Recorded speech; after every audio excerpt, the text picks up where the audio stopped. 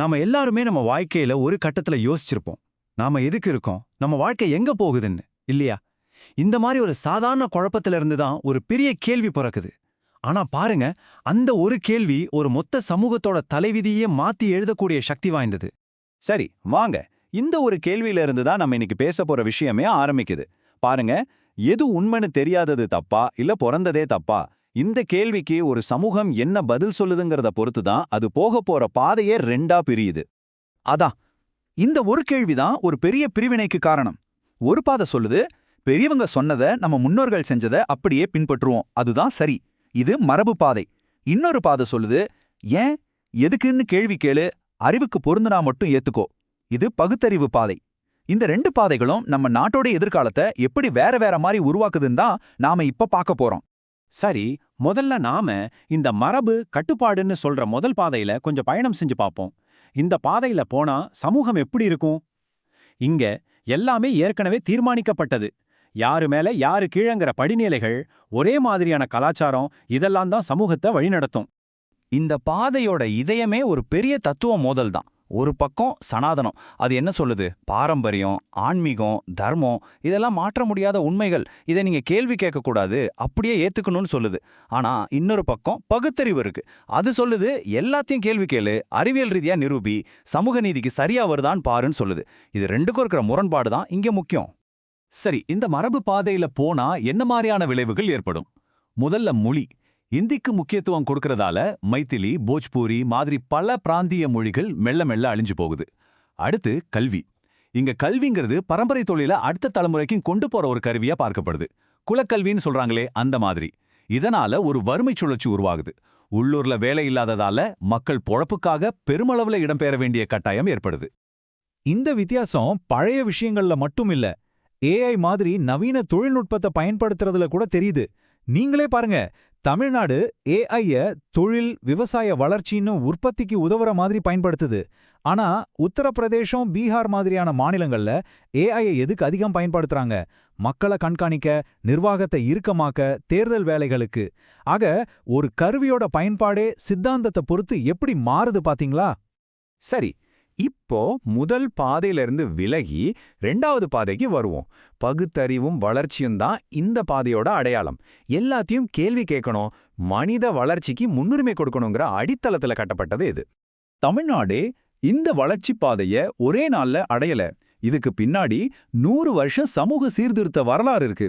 1900கள்ல நீதி கட்சி ஆரம்பிச்ச சமூக நீதிக்கான போராட்டம், அப்புறம் பெரியாரோட சுயமரியாதை இயக்கம், காமராஜர் கொண்டு வந்த மதிய உணவு திட்டம், அப்புறம் 1965ல நடந்த இந்திய எதிர்ப்பு போராட்டம்னு ஒவ்வொரு மைல்கல்லும் இந்த திராவிட மாடலுக்கு அடித்தளம் அமைச்சது.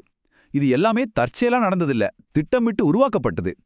இப்ப இந்த ரெண்டு மாடல்களையும் நேருக்கு நேரா ஒப்பிட்டு பார்க்கலாம். பாருங்க, தமிழ்நாட்டோட அரசியல் சமூக நீதியையும் வளர்ச்சியையும் அடிப்படையா வைக்குது. ஆனா பீகார், உத்தரப்பிரதேசம் மாதிரியான மாநிலங்கள்ல சாதி அடையாளமும் மதமும் தான் அரசியலை தீர்மானிக்குது. இந்த அடிப்படை வித்தியாசம் தான் கல்வியில இருந்து பொருளாதாரம் வரைக்கும், ஏன் ஏஐ எப்படி பயன்படுத்துறோங்கிறது வரைக்கும் எல்லாத்துலயும் பிரதிபலிக்குது. வளர்ச்சின்னு சொல்றோமே, அதுக்கு ஒரு சின்ன ஆனா ரொம்ப வலுவான உதாரணம் இது.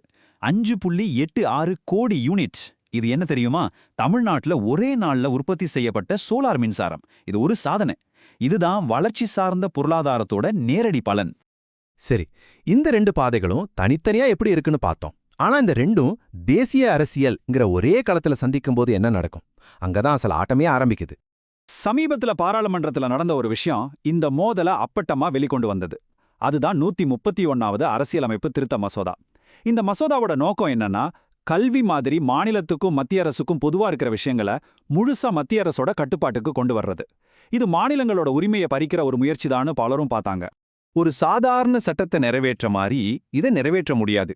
ஏன்னா இது அரசியலமைப்பையே திருத்துற மசோதா. இதை பாஸ் பண்ணணும்னா பார்லிமெண்ட்ல இருக்கிற 3ல் 2 பங்கு உறுப்பினர்கள் ஆதரவு தெரிவிக்கணும். அதாவது கிட்டத்தட்ட 352 ஓட்டு வேணும். இது சாதாரண விஷயம் இல்ல, ரொம்ப பெரிய டார்கெட்டு. ஆனா என்ன ஆச்சு தெரியுமா? அந்த மசோதா தோல்வி அடைஞ்சது. ஆதரவா கிடைச்சது வெறும் 298 வாக்குகள் தான். தேவைப்பட்டது 352, ஆனா கிடைச்சது 298. பத்தல, மசோதா தோத்துருச்சு. இந்த மசோதா ஏன் தோத்துச்சு? இதுதான் இங்க முக்கியமான கேள்வி. இதுக்கு காரணம் பகுத்தறிவு பாதையை பின்பற்றும் மாநிலங்கள், குறிப்பா தென்னிந்திய மாநிலங்கள், இந்தியா கூட்டணியோட சேர்ந்து வலுவா எதிர்த்ததுதான். ஒரே நாடு ஒரே கொள்கைங்கிற அந்த அணுகுமுறையை அவங்க நிராகரிச்சிட்டாங்க. இது ஒரு சித்தாந்த ரீதியான வெற்றி. இதே மாதிரியான சித்தாந்த மோதல்ல நாம மகளிர் இடஒதுக்கீடு விஷயத்திலையும் பார்க்க முடியுது. 33% இடஒதுக்கீடு சட்டம் பாஸ் ஆயிடுச்சு. ஆனா அது எப்போ அமலுக்கு வரும்? சமூக நீதி பாதை சொல்றவங்க உடனடியே அமல்படுத்துங்கன்னு கேக்குறாங்க. ஆனா மத்திய அரசோ இல்லல்ல மக்கள் தொகை கணக்கெடுப்பு நடத்தணும், தொகுதி மறுவரையறை செய்யணும், அதுக்கப்புறம் தான் சொல்லி தள்ளி போடுறாங்க. இங்கேயும் பாருங்க, ஒரு நல்ல விஷயம் தாமதமாகுது. சரி, இவ்ளோ தூரம் பேசிட்டோம். இதெல்லாம் எப்படி நாம ஆரம்பிச்ச அந்த முதல் கேள்விக்கு சம்பந்தப்படுது? எது உண்மைன்னு தேடுறதுக்கும் இதுக்கும் என்ன தொடர்பு? வாங்க பார்க்கலாம்.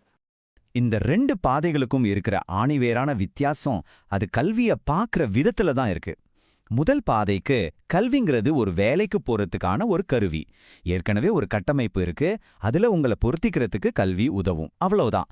ஆனா 2வது பாதை என்ன சொல்லுது? கல்விங்கிறது ஒரு ஆயுதம். எதுக்கு? கேள்வி கேட்கறதுக்கு, மனசுல இருக்கிற அடிமைத்தனத்தை உடைச்செறியறதுக்கு. அதனாலதான் அந்த 2வது பாதையில நம்ம பார்க்குற எல்லா வளர்ச்சிக்குமே காரணம் அந்த ஏன்ற ஒற்றை கேள்விதான்.